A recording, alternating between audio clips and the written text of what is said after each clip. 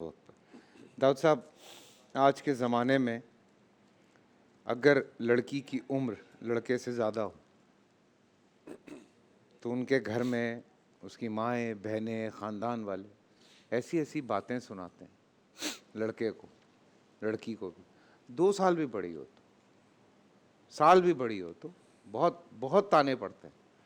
Because وہ norm یہی set ہے کہ لڑکی کم سے کم 7-8 سال چھوٹی ہو، 10 سال چھوٹی ہو لڑکے سے.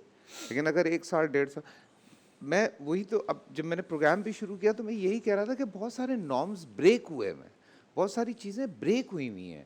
ہم جب اپنے مذہب کو دیکھتے ہیں، ہمارا مذہب ہمیں کچھ سکھا رہا ہے، رسول پاک صلی اللہ علیہ وسلم کی جو سیرت ہے وہ ہمیں بالکل کچھ اور سکھا رہی ہے، اور یہاں لوگ کچھ اور باتیں کر رہے ہیں.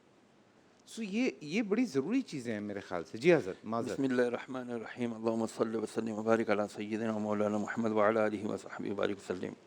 فضیلتیں انشاءاللہ یہ لوگ بیان مزید کرتے رہیں گے، میری تو ہمت جرت نہیں ہے. لیکن جو بات آپ نے کی ہے نا، میں ڈے 1 سے یہی کہہ رہا ہوں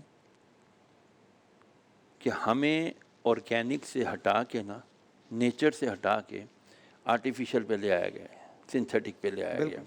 ہمارا دین یہ تھا جو اب یہ بزرگوں نے بیان کیا ہے.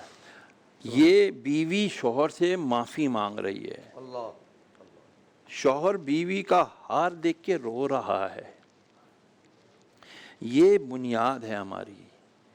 اس کو ہمیں ڈائیورٹ کس طرح کیا گیا ہے؟ یار چھوڑو یہ دیسی چیزیں مت لو، یہ تمہاری صحت کے لیے، تمہارے ایمان تو نہیں بولتے وہ لوگ، تمہاری صحت کے لیے خراب ہیں. اور ہمیں ہاں لے لو بھائی، آؤ. وہ کیا کہتا تھا آسکر وائلڈ، کیا کہتا تھا، نیوٹن نے کیا دیا. یہ سائنسدان ہے، میں اس کی مخالفت نہیں کر رہا. نیوٹن میرے منہ سے غلطی سے نکل کے، مطلب دوسرے دانشور الحاد والے کیا بولتے ہیں، ملحدین کیا کہتے ہیں. ارے be progressive, be creative, be very modern. یار اسلام سے زیادہ ماڈرن مذہب تو کوئی ہو ہی نہیں سکتا، جس نے کائنات، وہ گیلیکسیز جو ابھی ہم جا رہے ہیں دیکھنے کے لیے، جو دیکھی بھی نہیں ہے ابھی ہم نے، وہ اسلام ہمیں، قرآن ہمیں کہہ رہا ہے وہی یہ دیکھو، یہاں جاؤ گے یہ ملے گا، وہاں جاؤ گے وہ ملے گا. تحت الثری میں کیا ملے گا، 7ویں آسمان پر کیا، پہلے آسمان پر تمہیں کیا مل جائے گا. یہ معدنیات ہیں، اس کو go and search for it. بہت پہلے ایک پروگرام آتا تھا نا، you ask for it, in search of. ایک پروگرام آتا تھا، کیپٹن اسپاک کرا کرتا تھا، ان سرچ آف. انہوں نے برموڈا ٹرائنگل بتایا، انہوں نے بتایا یہ فرعونوں کے یہ ہیں، فلاں فلاں فلاں. وہ بتاتے تھے جی ہم ہی ہیں جو ہم سب کچھ سرچ کرتے ہیں. ارے بھائی سرچ تم کس کی بیس پر کر رہے ہوتے تھے؟ وہ ساری اسلامک تعلیمات کے انہی کی انفارمیشنز کے اوپر کر رہے ہوتے تھے. میرا جو آج رونا ہے، پتہ نہیں وہ صحیح ہے کہ غلط ہے، وہ یہی ہے کہ ہمیں علماء طبقہ اسپیشلی، میری ایک ریکویسٹ ہے کہ ہمارا علماء طبقہ اب آ کر کے یہ جدید جسے ہم عصر حاضر کے علوم کہتے ہیں، سائنس ہو گیا، کریشن ہو گیا، یہ اے آئی ہو گیا، ان سب کو اب انہیں بہت اچھے سے اسٹڈی کرنا پڑے گا، اس کی تعلیم حاصل کرنی پڑے گی. Otherwise very near future, not very near, دور نہیں، ابھی کی بات کرتا ہوں کہ اگر آج ابھی کوئی میرے سامنے آ کر کے کچھ سوالات کر لے، مجھے برملا اقرار ہے اس بات کا، میرے پاس اس کے جوابات نہیں ہوں گے. تو اس کا مطلب یہ نہیں ہوگا کہ اسلام کے پاس جواب نہیں ہے، اس کا مطلب یہ ہوگا کہ میری عقل، میری فہم، میری تعلیم کم ہے.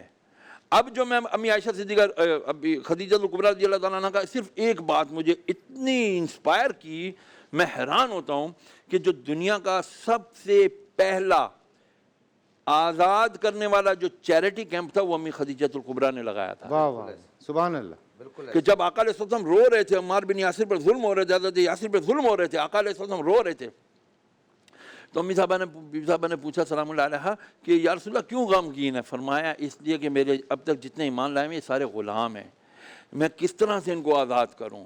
تو آپ سلام اللہ علیہ نے فرمایا کہ آپ ان کے نام جمع کریں، ان کے آقاؤں سے ان کی فدیہ پوچھیں یہ کتنے پیسے ڈیمانڈ کرتے ہیں. پھر جو بھی آپ کا خزانچی تھا یا وہ سارا مال چونکہ سرکار کے قدموں میں، فرمایا ان کے پرچیاں دیں، نام دیں، ان کو پیسے دیں، جا کے ان کو آزاد کراتے چلے جائیں. جب مسلمان آزاد ہوئے، ان کو عددی طاقت بھی ملی، مالی طاقت بھی ملی، استحکام ملا، تو پھر مسلمان الحمدللہ رب العالمین اسلام اسٹیبلٹی کی طرف بڑھتا. بس وہی بات میری مکمل تھی آلموسٹ کہ جب اسلام کو عددی طاقت ملی، اور مالی طاقت ملی تو پھر اسلام بڑی تیزی کے ساتھ الحمدللہ پھیلنا شروع ہوا. تکالیف بہرحال آلموسٹ ظاہر بات ہے بڑھتی چلی گئی تھی. جو امی خدیجہ کبریٰ رضی اللہ تعالیٰ عنہا کا جو وصال مبارکہ ہوا ہے اور حضرت ابو طالب کا بھی جو وصال مبارکہ ہوا، اس کے بعد جو انعام ملا کی نہ کتا یار نے کی یار واسطے، رب محفلاں سجائیاں نے سرکار واسطے، دل یاد علی بنایاں تے تعریف لئی زباں، اکھیاں بنائیاں سونے دے دیدار واسطے. پھر عرشوں پہ معراجوں پہ بلا لیا اللہ تعالیٰ نے کہ میرا محبوب غمگین ہے، رنجیدہ ہے.